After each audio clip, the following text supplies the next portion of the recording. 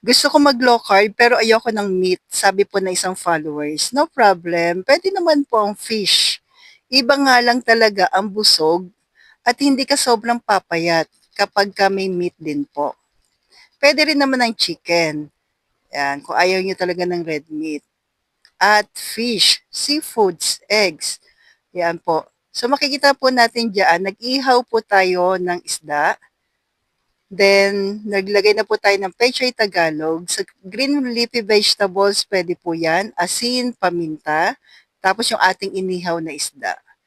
So, minsan po, pag nagagata ako, pwede rin yung paksiw, pwede rin namang iprito muna bago gatain. This time, inihaw po, request ng aking husband. So, ayan na po. Tikman muna natin. Then, pag okay na po yung ano natin, timpla, tsaka natin ilagay yung unang gata ng nyog. So, meron ka ng fats, meron ka ng protina, at konting carbs. So, stay healthy, stay low carb po, and God bless sa ating lahat. Add na lang po ng boiled egg kung gusto nyo po.